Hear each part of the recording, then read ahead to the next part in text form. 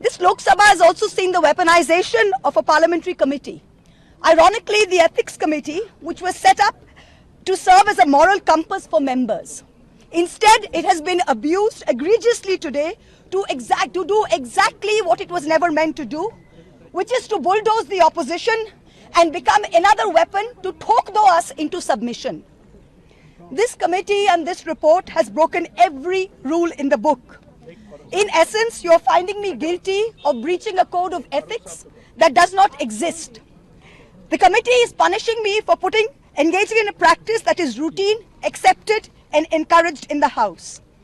The findings are based solely on the written testimonies of two private citizens whose versions contradict each other in material terms, none of whom I was allowed to cross-examine. One of the two private citizens is my estranged partner who, with malified intention, masqueraded as a common citizen in front of the committee. The two testimonies have been used to hang me. They are at polar opposites to each other. The complainant says I accepted cash in consideration from a businessman to ask questions in furtherance of his commercial interests.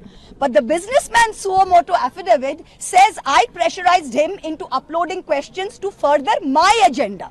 The two are at polar opposites. The Ethics Committee, without getting to the root of this, has decided to hang me. It refused to summon the businessman to orally testify, and there is no evidence of any cash, of any gifts anywhere. The recommendation of expulsion is based solely on the ground that I have shared my Lok Sabha portal login. There are no rules whatsoever to govern the sharing of logins.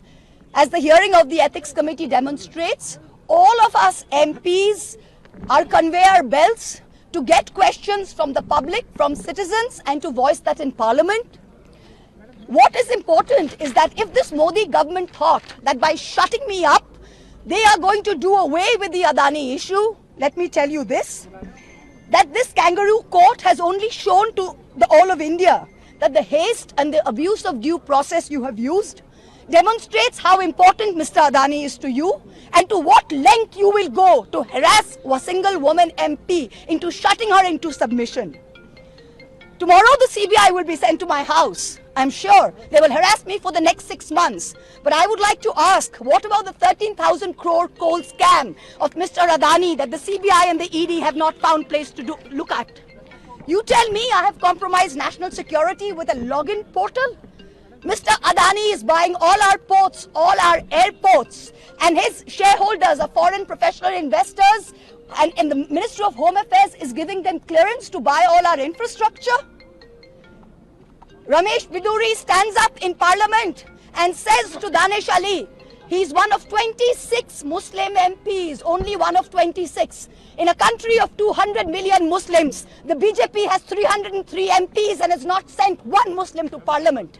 Ramesh Biduri stood up and told Danish Ali, ye bhadwa, ye katwa, no action has been taken. Nothing has been taken. You hate minorities. You hate women. You detest Nari Shakti. You cannot handle power and authority.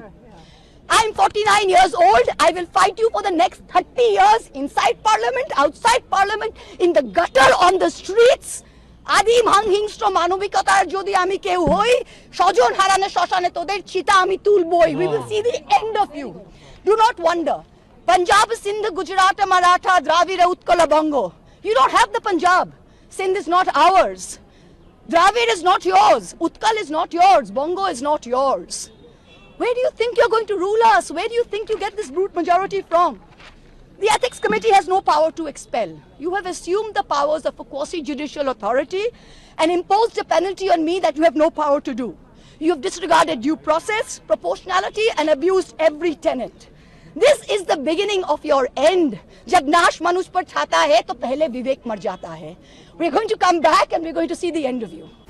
Subscribe to the Federal's YouTube page for more news and updates.